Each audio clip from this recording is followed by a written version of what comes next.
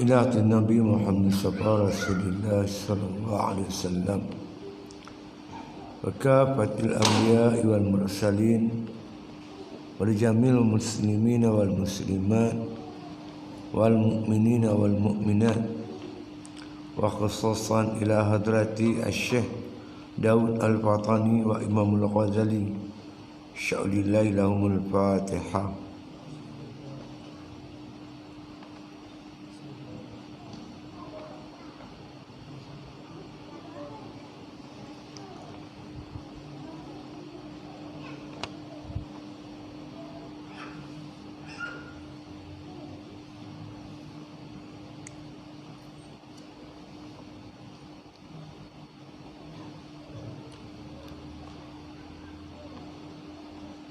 Bismillahirrahmanirrahim. Alhamdulillahi Rabbil Alamin. Wassalatu wassalamu ala ashrafil anbiya'i wal mursalin wa ala alihi wa sahbihi ajma'in. Qala musannif rahimallahu ta'ala fi kitabih. Dan telah sampai kepada aku daripada Amir bin Khais bahwasanya ia menangis tatkala hendak matinya dan adalah sembahyang tiap-tiap sehari semalam 1000 rakaat. Kemudian maka datang kepada hamparannya dan berkata ia bagi dirinya, hai tempat perhimpunan tiap-tiap kejahatan, demi Allah tiada meredakan kamu Allah sekejap mata. Maka menangis ia. Maka dikata orang baginya, apa yang menangiskan dikau? Katanya iaitu firman Allah Ta'ala, innama yataqabbalullahu minal muttaqin.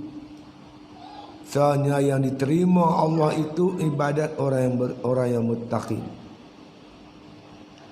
Kemudian maka pilih olehmu faedah yang lain, dan iaitu asal bagi usul.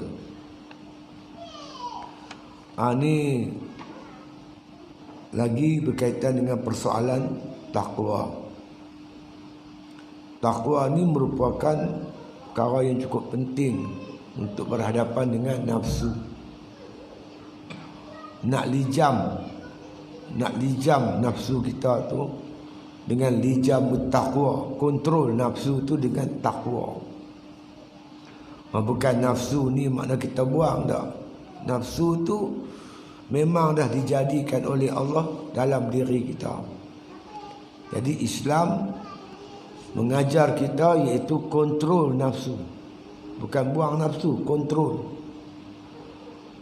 Kontrol dia dengan kontrol takwa. Dikontrol dia dengan panduan syarak. Apa saja keinginan nafsu, kita mesti makna kata kontrol dia dengan kehendak hukum syarak. Seperti mana berkaitan nafsu nakkan kita kata makan minum, itu kehendak nafsu, kita kontrol dengan hukum halal haram. Nak harta, kontrol dengan muamalat. Nafsu kelamin, kontrol dia dengan munakahat. Nafsu marah, kontrol dengan jihad. Jadi Allah Ta'ala datangkan syarak ni untuk kontrol nafsu. Bukan buang nafsu, kontrol dia dengan kontrol takwa. Apa itu takwa? Takwa yang ini dalam arti kata kita mematuhi perintah Allah, kita menjauhi larangan dia, ya. Maka segala kehendak nafsu ni dikontrol dengan takwa. Jadi Imam Ghazali telah membicarakan tentang pentingnya takwa. Dia buat satu kesimpulan, takwa ini cukup penting. Yang pertama untuk mendapat taufiqut ta'ah. Kita nak ibadat, nak taat, nak dapat taufik, kekuatan buat taat dengan takwa. Yang kedua, taat yang kita buat nak kena cantik, elok pun kena taqwa. Yuslih lakum a'malakum.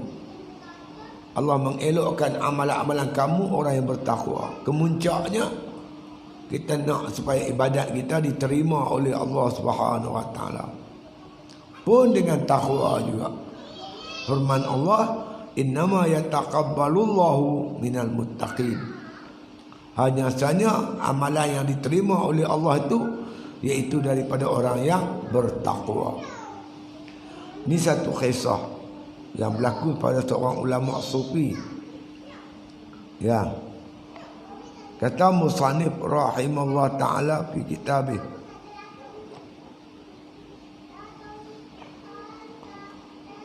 dan telah sampai kepada aku, pada Imam Ghazali, daripada Amir bin Qais, cerita berkaitan Amir bin Qais, seorang abid yang kuat ibadat, bahwasanya ia menangis tatkala hendak matinya.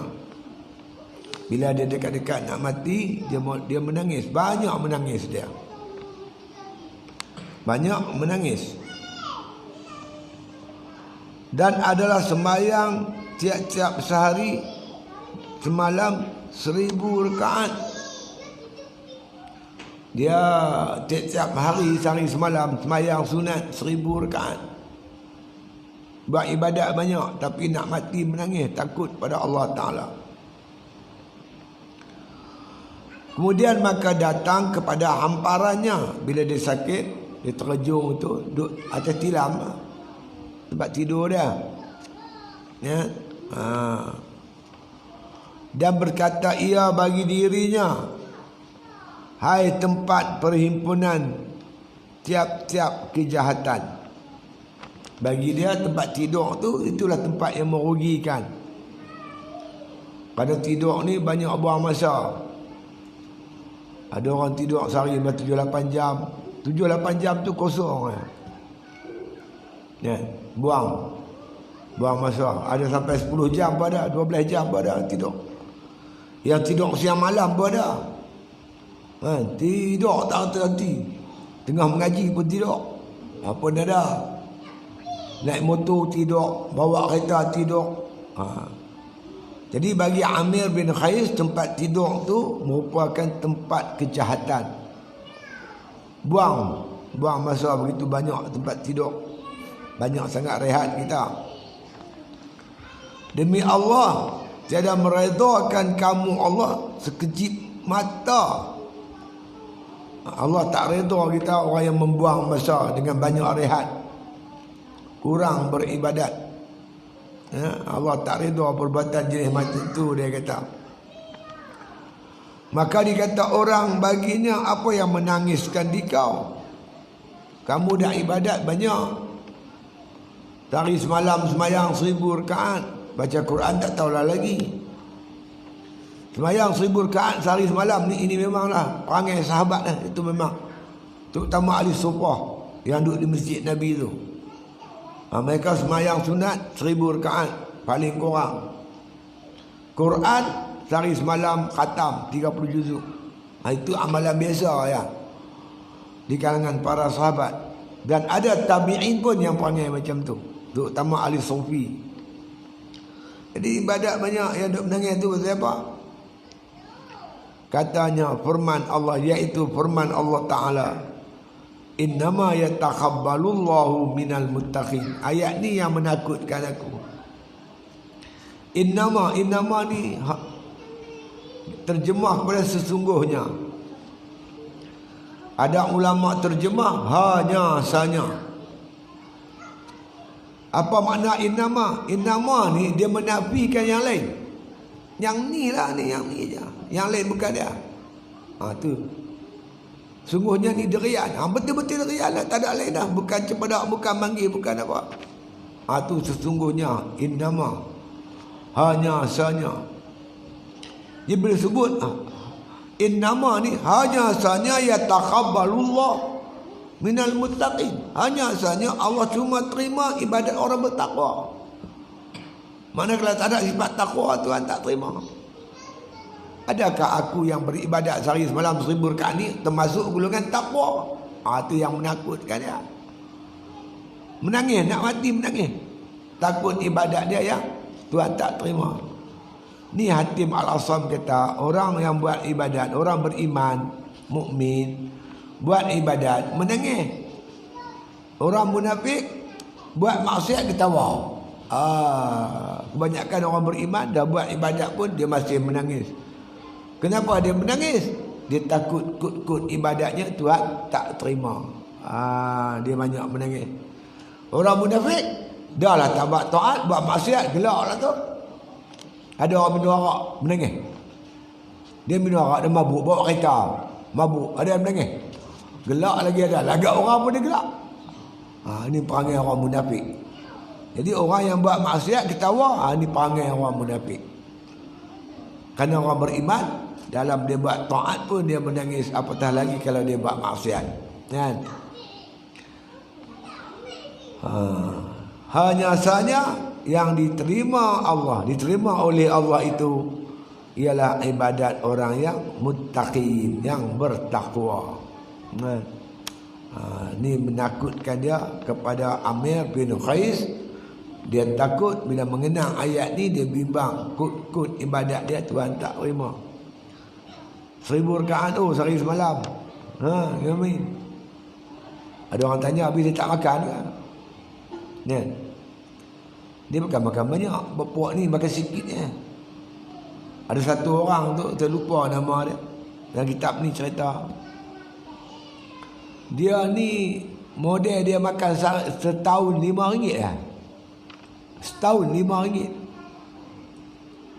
Dia makan setahun RM5. Macam mana setahun RM5?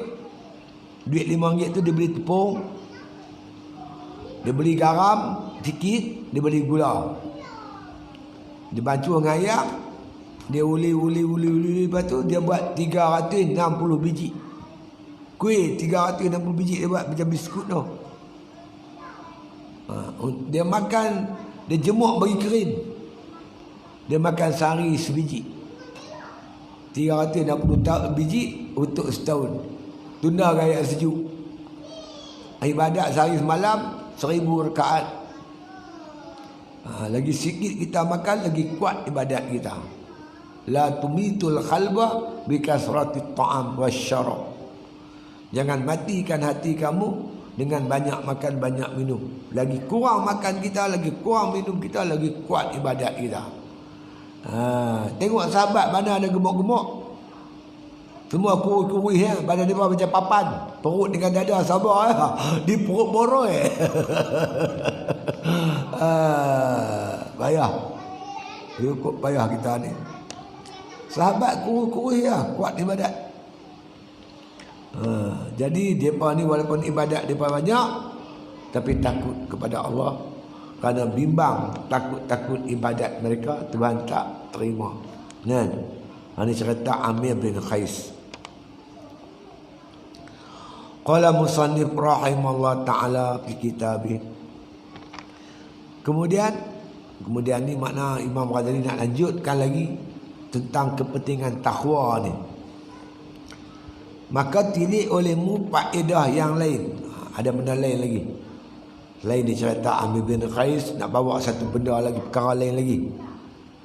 Banyak hujah-hujah Imam Ghazali dia kemuka pada kitabnya ini betapa pentingnya takwa. Pertama dia buat main 12 ayat Quran. 12 kepentingan takwa, kemuliaan takwa. Lepas tu dia perkecilkan jadi parti kepada 3. Lepas tu dia bawa pula kisah Amir bin Qais. Kemudian dia nak bawa satu lagi perkara pada kita untuk dia nak tekankan tentang betapa pentingnya takwa itu. Kata musannif rahimahullah ta'ala, kemudian maka tilik olehmu faedah yang lain. Satu faedah, satu perkara yang penting yang dia nak cerita, lain daripada yang dia pernah cerita. Dan iaitu asal bagi usul. Usul tu asas. Dalam usul tu pula ada satu lagi yang penting lagi. Nak kata apa tu? asal bagi usul. Benda penting tapi punca yang penting tu lagi. Dan iaitu kami sebutkan dia bahawasanya setengah daripada orang yang solehin berkata ia. Dia kata bagi setengah gurunya wasiat olehmu akan kami dengan satu wasiat. Ini cerita orang soleh-soleh. Orang soleh-soleh ni cakap mereka bukanlah Quran, bukan hadis, tapi cakap mereka ni cukup hebat. Antaranya cerita orang soleh dengan guru dia. Dia berjumpa guru dia, wahai tok guru, tolong wasiat kepada aku, tolong bagi nasihat kepada saya. Kita ni macam itulah dinasihat gitu. Kalau ada seorang ulama datang tempat kita, satu ulama datang ke kampung kita, datang ke bandar kita, pergi cari dia. Dah jumpa ulama tu, minta nasihat kat dia. Tuan tolong nasihatkan saya, Tuan guru tolong doakan saya. Begitu perangai. Jangan jadi macam Cina.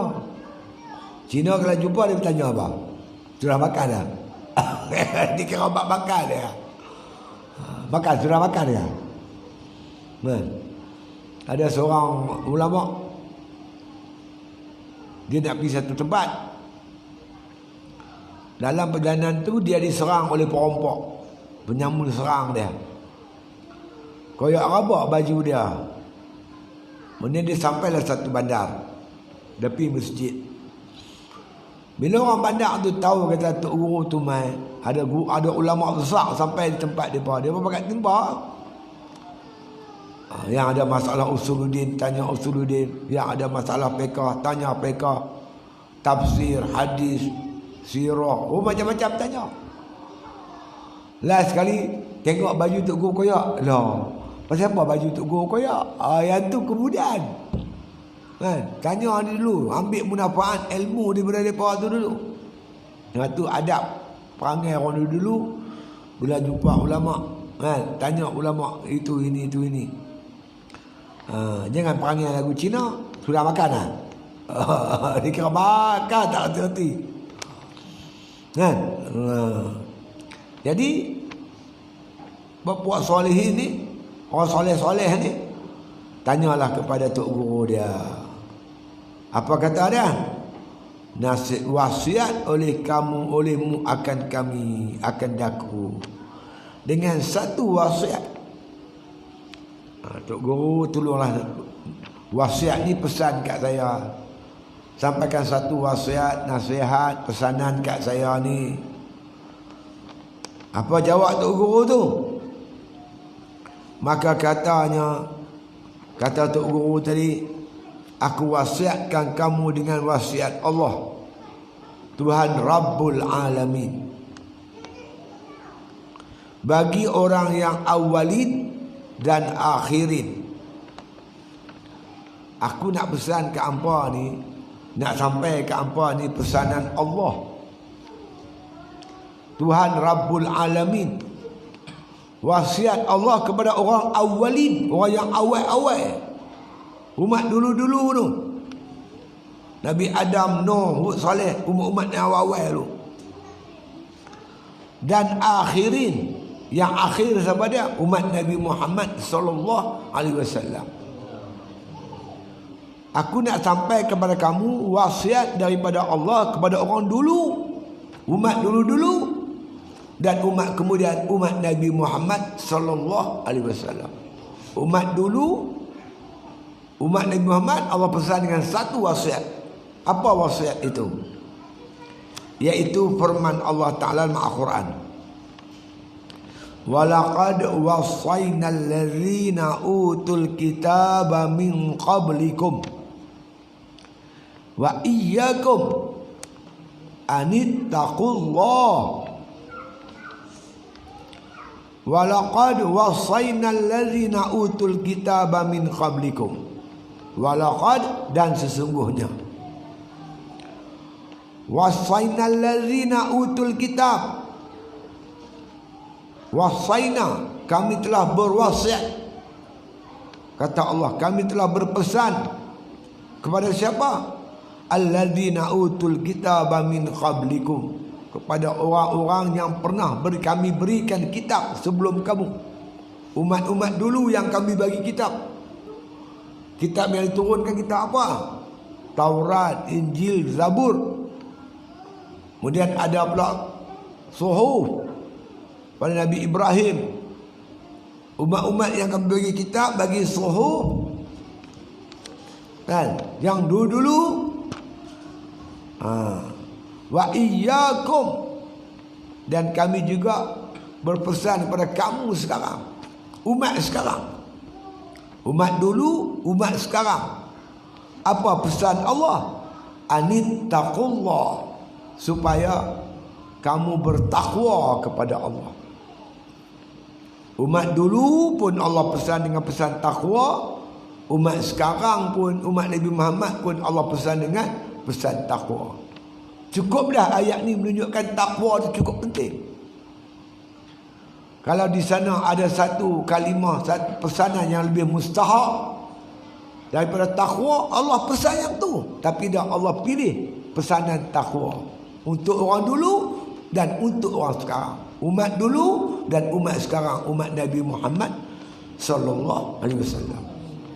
Sebab itu saya bila khutbah, ayat ni saya baca. Firman Allah, walaqad wassayna alladzina utul kitaba min qablikum wa iyyakum anittaqullah. Sesungguhnya Allah telah berwasiat, berpesan pada umat dulu yang pernah Allah berikan kitab, dan juga pada umat sekarang, umat Nabi Muhammad. Allah pesan dengan pesan yang sama, iaitu anittaqullah, bertakwalah kepada Allah. Ini dalil yang cukup kuat menunjukkan betapa pentingnya makna kata takwa tersebut. Dan bahkan dia jadi rukun khutbah. Berarti bila kita berkhutbah atau berceramah, pertama puji Tuhan, yang kedua selawat kat Nabi, yang ketiga pesan dengan pesan takwa, yang keempat baca paling kurang sepotong ayat suci Al-Quranul Karim. Khutbah pun yang tu, ceramah pun yang tu lah, macam tu lah. Khutbah ceramah ni sama lah. Khutbah cakap Melayu, cakap Arab. Ceramah ni cakap Melayu, benda yang sama lah. Kan? Ini dalil. Artinya, dan sesungguhnya telah berpesan oleh kami, yakni Allah. Kami, yakni Allah, telah berpesan akan segala orang yang kami datangkan kitab daripada orang-orang yang dahulu. Umat dulu yang Tuhan pernah anugerahkan kitab, Zabur, Taurat, Injil, Suhuf. Allah pesan apa? Orang dulu pada kamu, dan akan kamu, kami juga pesan kamu sekarang, yakni umat Nabi Muhammad SAW, bahawa takut kamu akan Allah, bertakwalah kamu semua kepada Allah. Jadi pentingnya takwa ini, Allah memilih pesanan itu untuk orang dulu dan orang sekarang. Kata mu'alif radhiyallahu an, pengarang kitab ni, siapa dia? Al-Imam Ghazali rahimahullah ta'ala. Kata Imam Ghazali, tiadakah Allah subhanahu wa ta'ala yang terlebih mengetahui akan barang yang maslahah bagi hambanya? Bukankah Allah ni orang yang merupakan yang paling alim, paling mengetahui tentang kebaikan, benda yang maslahah untuk kebaikan, makna kata hamba-hamba dia. Manakala ada satu kalimah yang lebih baik daripada takwa, Allah pilih yang tu. Ini Allah pesan umat dulu, umat sekarang dengan kalimah takwa, menunjukkan ini kalimah yang paling hebat, Bukankah Allah Tuhan yang paling mengetahui tentang kebaikan untuk hamba dia? Macam kita lah, anak kita nak pergi kerja Kuala Lumpur, belum dia pergi, mak pak dia akan pesanan yang cukup bagus lah. Tentulah mak atau anak, mak atau bapa akan memesan anak dia dengan satu pesanan yang cukup baik, yang cukup memberi manfaat. Ini Allah Ta'ala pesan kepada umat dulu, umat sekarang. Allah Ta'ala lebih tahu apa yang lebih mengelokkan hamba-hamba dia. Maka Allah pilih takwa, pesanan takwa, yang makna barang maslahah bagi hambanya daripada setiap seorang. Dan tiadakah ialah yang amat menasihat bagi hambanya? Tuhanlah Tuhan yang paling memberi nasihat yang hebat-hebat dan terlebih kasih sayang. Allah lah yang paling kasih sayang kepada hamba dia. Dengan kasih sayang dia, itulah dia pesan kita agar bertakwa dan terlebih lemah lembut daripada tiap-tiap seseorang. Tuhanlah, apa mana ada lagi yang lebih lemah lembut kepada hamba-hamba dia. Dan jikalau ada dalam alam ini perkara iaitu yang terlebih maslahah bagi hambanya dan terlebih menghimpunkan bagi kebajikan dan terlebih besar bagi pahala dan terlebih ajal dalam ubudiah dan terlebih azam pada kadarnya dan terlebih utama dengan halnya dan menyampaikan bagi kesudahannya daripada perkara ini iaitu takwa, nescaya adalah Allah Subhanahu wa taala menyuruh dengan dia akan hambanya. Kalau di sana ada satu pesanan yang lebih hebat, lebih menghimpunkan, lebih menasihatkan, lebih power, lebih hebat, sudah tentulah Allah memilih wasiat itu.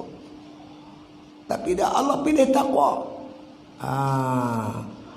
Dan wasiat akan yang terkhawas ni yang tertentu. Dengan demikian itu, kerana sempurnakan hikmat dia dan luas rahmatnya. Kalau ada benda yang lain, sudah tentu Tuhan pilih yang tu untuk rahmat hambanya, kebaikan hambanya, kemuliaan hambanya, yang boleh menyampaikan kepada kemuliaan dunia dan akhirat. Ya. Maka tatkala diwasiatkan dengan perkara ini, yang satu yang dipujikan, dihimpunkan akan segala orang yang dahulu dan yang kemudian daripada segala hambanya, di dalam demikian itu maka disimpankan atasnya, maka engkau ketahui bahwasanya ialah yang sangkanya yang tiada dapat melampaui daripadanya. Jadi bila kita tengok, kita lihat Allah Ta'ala memilih pesanan takwa untuk orang dulu, telah tentulah takwa ini menghimpun seluruh kebaikan, kebajikan, kemuliaan untuk hamba-hambanya, yakni Allah, hamba-hamba Allah Subhanahu wa Ta'ala. Tiada disimpankan yang lainnya. Tuhan tak pesan yang lain, dipesan takwa. Dan bahwasanya Allah Azza wa Jalla telah menghimpunkan tiap-tiap nasihat dan petunjuk dan dalil dan menjaga dan mengajar dan menta'adib adab-adab dan membaik akan dirinya dalam ini wasiat yang satu. Jadi Allah memilih wasiat ini untuk umat dulu, umat sekarang, menunjukkan kemuliaan, kehebatan, seluruh kebaikan terhimpun dalam pesanan takwa. Itu hebat ya. Seperti barang yang berpatut dengan rahmatnya dan hikmatnya.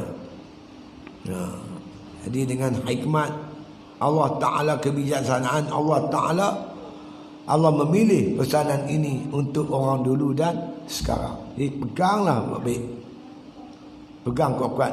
Benda ni biasa aja. Hari-hari tiap-tiap Jumaat kita dengar takwa, takwa, takwa, takwa. Tapi kita tak apa nak perasan di mana pentingnya takwa ini. Imam Ghazali dia bongkar habis dalil-dalil yang menunjukkan kehebatan takwa. Baik itu Sayyidina Umar radhiyallahu an, dia pesan kepada Sa'ad bin Abi Waqqas. Ketika Sa'ad bin Abi Waqqas yang bawa bala tentera dia nak menyerang tentera Rom, Umar naik jadi ketua, jadi khalifah. Dia tulis surat kepada Sa'ad Abi Waqqas. Aku berpesan kepada kamu Sa'ad dan tentera-tentera Islam agar kamu bertakwa kepada Allah Subhanahu wa taala. Itu pesan Sayyidina Umar. Jadi dengan takwa inilah Allah tolong kita, Allah bantu kita. Innallaha ma'al muttaqin. Allah membantu dan menolong orang yang bersifat dengan takwa. Bila Tuhan tolong kita, siapa boleh mengalahkan kita? Hebatnya orang Islam ni sebab dia mendapat bantuan Allah, pertolongan Allah, kerana ada padanya sifat-sifat takwa. Kemenangan yang kita capai, kata Umar, kerana musuh buat maksiat. Musuh buat maksiat, mungkar, kita bertakwa, kita menang dengan bantuan Allah. Tapi dia kata kalau kita buat maksiat, seperti mana musuh buat maksiat, ketika itu kekuatan persenjataan yang menentukan menang dan kalah. Siapa banyak senjata, dia menang. Siapa tentera ramai, dia menang. Siapa strategi dia hebat, dia menang. Kita takkan mampu nak menandingi kekuatan musuh, segi bilangan tentera, persenjataan, strategi dan sebagainya. Jadi kemenangan kita dengan sebab umat Islam, tentera Islam bertakwa. Baik itu panglima-panglima perang selalu bagi nasihat pada pejuang-pejuang Islam supaya bertakwa kepada Allah Subhanahu wa taala. Jaga diri, jangan buat maksiat. Insya-Allah pertolongan Allah akan sampai. Innallaha ma'al muttaqin. Sesungguhnya Allah Ta'ala bersama-sama orang yang bertakwa. Allah tolong orang bertakwa. Itu cerita dia. Jadi dengan ayat tadi ni Imam Ghazali kata dah memadai sangat dah. Cukuplah untuk sebagai hujah kita yang cukup kuat. Kenapa perlu dan pentingnya kita bersifat takwa? Kenapa? Ini pesanan Allah untuk orang dulu dan orang sekarang. Kalau di sana ada pesanan lebih mustahak daripada takwa, sudah tentu Allah pilih pesanan itu untuk orang dulu, orang sekarang. Tapi Allah pilih dengan pesanan takwa. Semua umat lah. Mula pada Adam sampai Nabi Isa AS, Allah pesan takwa. Kepada umat Nabi Muhammad pun Allah pesan supaya bertakwa. Ini menunjukkan betapa pentingnya takwa tersebut. Jadi kata Imam Ghazali rahimahullah ta'ala, dan engkau ketahui bahwasanya perkara ini iaitulah takwa yang menghimpunkan bagi kebajikan dunia dan akhirat. Seluruh kebajikan kita buat dunia dan akhirat semuanya berpaksikan takwa. Nilaian Allah sejauh mana kita bertakwa. Orang yang jauh pada maksiat, sentiasa mengerjakan taat, bagi RM2, nilai dia tinggi. Dia sembahyang 2 rakaat, hebat. Sebab Tuhan terima. Innama yatakabbalullahu minal muttaqin. Allah terima ibadat orang yang bertakwa. Hang bagi banyak apa, Tuhan tak terima apa-apa. Hang baca Quran banyak-banyak tapi Tuhan tak terima, tak ada takwa. Sebab apa? Hang baca Qul huwallahu ahad, surah yang pendek 4 ayat. Tapi kamu orang bertakwa, jauh tinggi nilainya pada orang yang baca satu Quran tapi tak ada sifat takwa. Sebab Allah kata dah, innama yatakabbalullahu minal muttaqin. Allah cuma terima ibadat orang bertakwa. Bila Tuhan terima, nilai dia tinggi. Ibadat tu nilai dia cukup tinggi. Kalau Tuhan tak terima, tak ada harga di sisi Allah Subhanahu wa taala. Ini pentingnya takwa. Ya, menghimpunkan kebajikan dunia dan akhirat. Yang memada ia bagi sekalian yang dicita-cita. Jadi orang yang cita-cita ahlul ibadah, orang yang buat ibadat, sudah tentu dia nak ibadat dia Tuhan terima. Jadi apabila dia tahu hanya Allah terima ibadat orang bertakwa, maka dia berusaha sungguh-sungguh menjadikan dirinya hamba Allah yang bertakwa, jauh daripada maksiat, banyak buat taat, banyak kebajikan yang dilakukan, baik hubungan dia dengan Allah, dengan manusia. Ayu ta'a fala yu'sa, wa ayuzkara fala yunsa, wa ayushkara fala yukfara. Mengikut ta'rif yang diberi oleh Imam Mujahid. Imam Mujahid kata at-taqwa huwa, taqwa ialah ayu ta'a, bahawa Allah Ta'ala ditaati, fala yu'sa, tidak sama sekali diderhakai. Taat tak derhaka, tak pernah derhaka pada Allah, sentiasa taat pada Allah. Ini orang takwa. Wa yuzkara fala yunsa, hati dia sentiasa ingat kat Tuhan, tak pernah lupa pada Tuhan walaupun kelip mata. La ilaha illallah Muhammad Rasulullah fi kulli lamhatin wa nafasin adada ma wasi'ahu ilmullah. Zikir tu kan, la ilaha illallah Muhammad Rasulullah kan, maknanya fi kulli lamhatin, setiap kelipan mata, wa nafasin, hembusan nafas, adada min kulli ilmullah, panjang yang diketahui oleh Allah. Maknanya hatinya tu sentiasa mengingati Allah dan tak pernah lupa kepada Allah Ta'ala.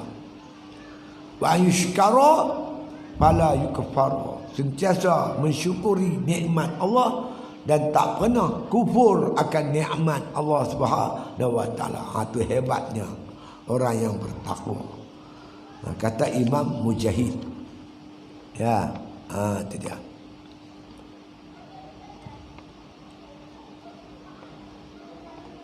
Jadi kata musannif, memadai bagi sekalian yang dicita-cita yang menyampaikan kepada yang terlebih derajat dalam ubudiyah. Jadi orang yang beribadat ni dah cita-cita dia, kan, supaya ibadat dia Tuhan terima. Maka makna kata sentiasa, makna kata dia berusaha untuk membentuk dirinya menjadi hamba Allah yang benar-benar bertakwa kepada Allah Subhanahu wa taala. Inna akramakum indallahi atqakum. Orang yang paling mulia di sisi Allah di kalangan kamu semua ni, orang yang atqakum, yang paling bertakwa. Lagi tinggi takwa kamu, lagi mulia kamu di sisi Allah Subhanahu wa taala. Nilaian Allah takwa. Itu dia, hebat. Jadi kita carilah, cari kawan-kawan yang bertakwa, cari guru bertakwa, cari isteri bertakwa, cari suami bertakwa, cari pemimpin bertakwa. Kita nak orang yang bertakwa. Ya. Dan inilah asalnya yang melebih atasnya. Ini asal Hujjah Al-Ghazali yang menunjukkan betapa pentingnya takwa tadi. Sehingga kan Allah Ta'ala memilih pesanan takwa untuk orang dulu dan orang sekarang.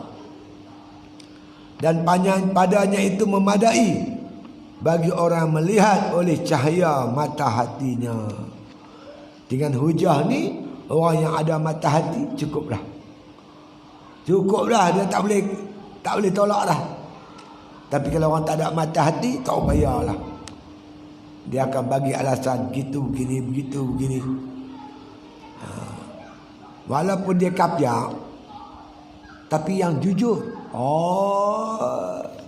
Kafir yang jujur lebih baik daripada orang Islam yang tak jujur. Kafir ni tak masuk kategori apa langsung. Di kalangan orang beriman pun kita pilih yang bertakwa. Tambah kafir tak masuk cerita langsung. Wala abdun mu'minun khairun min musyrikin walau a'jabakum. Sesungguhnya kata Allah, seorang abdun mu'minun, seorang hamba sahaya yang beriman, jauh lebih baik daripada orang kafir. Walaupun menakjubkan kamu. Orang kafir tu menakjubkan kita, cakap dia petah, harta dia banyak. Tapi kafir. Berbanding orang beriman, walaupun hamba.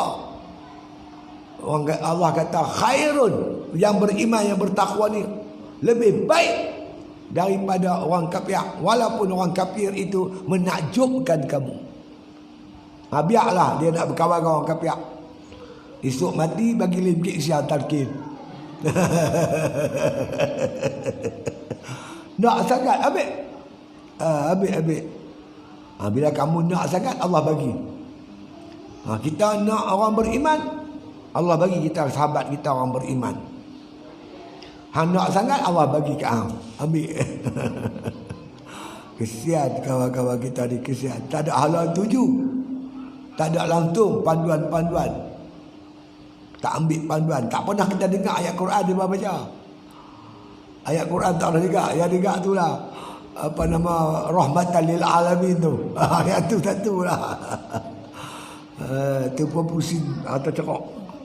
Allahu Rabbi ya Karim. Jadi orang yang ada mata hati memadai dah dengan hujah Al-Ghazali ni cukup kuat dah untuk dikembali kepada takwa, memilih takwa. Orang tak ada mata hati tak payah. Kan? Dan dapat petunjuk dengan dia. Allah bagi hidayah, bagi dia yakin, dia faham, meyakini tentang betapa penting takwa, dan dia memilih takwa sebagai matlamat hidup dia. Wa tazawwadu fa inna khairaz zadi taqwa. Cari bekal oleh kamu, kata Allah, sebab bekal dia takwa. Kita berjalan mesti ada bekal. Nak pergi beruah pun ada bekal tau. Kita tengok dompet kita, duit ada tak? Lagi minyak kereta habis, lagi minyak motor habis. Ada paling tak ada pun RM10, RM15, RM20. Kena ada bekal. Tambah kita berjalan jauh nak pergi Ipoh. Paling tidak tengok 100. Kuala Lumpur 200-300. Pergi Mekah 2-3 ribu. Lagi jauh perjalanan, lagi banyak bekalan. Lagi lama masa, lagi banyak bekal. Kalau nak pergi umrah 14 hari, kita bawa 3-4 ribu. Nak pergi kerja haji sampai 45 hari, 5-6 ribu kita bawa. Lagi jauh, lagi tempoh panjang, lagi banyak bekal. Berapa jauh nak pergi, nak mati, berapa jauh perjalanan, tak boleh disukat dengan kilometer. Duduk dalam kubur saja pun tak tahu berapa puluh ribu tahun, berapa ribu tahun nak duduk dalam kubur. Padang mahsyar, siratal mustaqim. Bukan perjalanan yang dekat, masa yang bukan singkat, bekalan kena banyak. Maka Allah bagi satu ayat yang pendek ya, wa tazawwadu fa inna khairaz zadi taqwa. Cari bekal oleh kamu, sebab bekal ialah takwa. Bekal di dunia, bekal di akhirat. Jadi kalau kita tak kira lah kita siapa, kita berniaga sebagai peniaga yang bertakwa, penternak yang bertakwa. petani yang bertakwa, guru yang bertakwa, majikan yang bertakwa, pekerja yang bertakwa, penuntut yang bertakwa. Takwa. Itu dia. Maka kata musannif rahimahullah ta'ala, dan inilah asalnya melebih atasnya dan padanya itu, memadai bagi orang melihat oleh mata hatinya. Jadi orang yang ada mata hati, dia nampak terang dan cerah lah. Sebab hujah yang dibagi ni bukan calang-calang hujah, hujah Al-Quran. Dan insya-Allah dapat petunjuk dengan dia, dengan hujah tadi. Dan diamalkan dengan demikian itu. Bila kita tahu pentingnya takwa, kita usahlah sungguh-sungguh untuk menjadi hamba Allah yang bertakwa, yang menjunjung sungguh-sungguh perintah Allah, yang rasa gerun dan takut kepada Allah, yang sentiasa memelihara diri dia. Walaupun dalam perkara-perkara yang harus bercakap, harus jangan bercakap kosong, cakaplah yang memberi manfaat. Buat apa pun, jadikan dia sebagai kebajikan, sebagai hamba yang bertakwa. Maka dapat, dia kata, dapat kaya. Maka dapat kaya. Wallahu waliyu taufiq, hidayah wa taufiq. Kaya apa dia? Maknanya bila ada takwa ni mencukupi lah. Kaya ni tak perlu lagi lah. Yang lain-lain tu tak perlu lah. Cukup dah. Ada takwa ni dah. Habis dah. Habis model. Sud. Untung yang berganda-ganda lah. Orang yang dapat sifat takwa ni, dia ibarat orang kaya. Mencukupi lah. Memadai lah. Kan? Itu dia. Seorang petani yang bertakwa, nelayan bertakwa, peniaga bertakwa, majikan bertakwa, pekerja bertakwa, cukup dah. Itu dia. Wallahu waliyul hidayah wat taufiq bifadlih. Wallahu, bermula Allah Ta'ala, waliyul hidayah, wali, pelindung yang memberi hidayah, memberi petunjuk kepada kita supaya kita boleh nampak dengan jelas tentang kepentingan takwa. Wat taufiq, wali taufik, Tuhan yang mempunyai, yang memberi taufik, kekuatan kepada kita, takyid, kekuatan kepada kita untuk kita bersifat dengan sifat takwa. Dengan bantuan Allah, Allah campak kita sifat takwa, kekuatan untuk bersifat dengan sifat takwa. Semuanya ini bifadlihi, dengan anugerah daripada Allah Ta'ala. Kita boleh, kita kena usahalah. Tapi yang mencampakkan sifat takwa kepada kita ialah dengan izin Allah, dengan anugerah Allah, dengan kasih sayang Allah. Kemudian kata musannif rahimahullah ta'ala, dan jika kau kata sungguhnya telah besarlah kadar perkara ini dan tinggi tempatnya dan sangat berhajat ketahui akan dia, maka tiada dapat tiada sekarang daripada tafsilnya. Lepas ni soalan pada Al-Ghazali, minta tafsil lagi, minta diperincikan lagi tentang takwa ini, tentang makna dia, huraian dia dan sebagainya. Kerana kita amat berhajat pada takwa ni. Jadi maknanya kalau dengan poin-poin yang kita buat 3-4 malam ni, nak ceramah takwa, tajuk takwa, agak-agak berapa jam? Agak-agak berapa jam?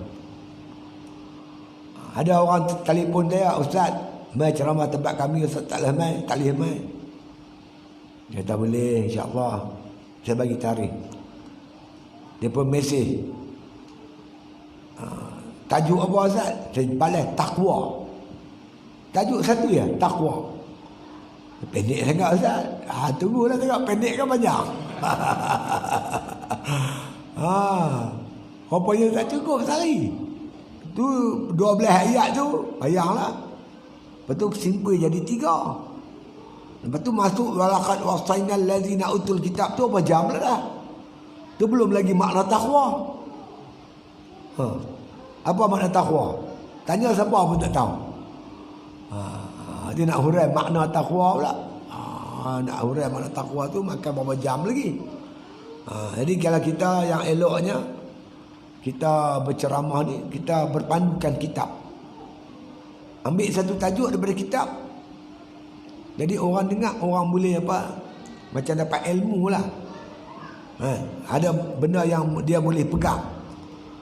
Kita di ujung ceramah kita. Jadi ceramah saya malam ni yang telah saya sampaikan itu, sebagian besarnya saya rujuk pada kitab Imam Ghazali, Minhajul Abidin, tajuk ni. Dia pun boleh rujuk. Boleh buka kitab, boleh rujuk, boleh tengok. Jadi biar orang bila dengar ceramah kita, ada benda yang dia boleh pegang. Benda yang dia nak buat. Benda yang dia nak capai. Benda yang dia nak lakukan. Bertajuk macam tu saya rasa lebih memberi manfaat kepada pendengar. Yang kedua, dapat keberkatan daripada hujah-hujah ulama seperti Imam Ghazali. Hujah-hujah mereka tu kita boleh, orang dapat maklumat dan boleh berpegang dengan dia. Wallahu alam. Al-Fatihah.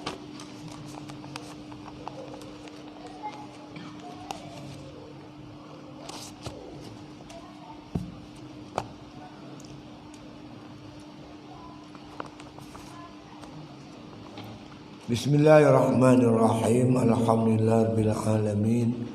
Salatu wassalamu ala asyrafil anbiya wal mursalin wa ala alihi wa sahbihi ajma'in. Rabbana atina min ladunka rahmatan wa hayyi lana min amrina rasyada. Allahumma arzuqna hubbak wa hubba man ahabbak wa hubba ma yuqarribuna ila hubbik waj'al hubbaka ahabba ilaina minal ma'il barid. Sallallahu ala khair khalqihi Muhammadin wa ala alihi wa sahbihi wasallam walhamdulillahi rabbil alamin.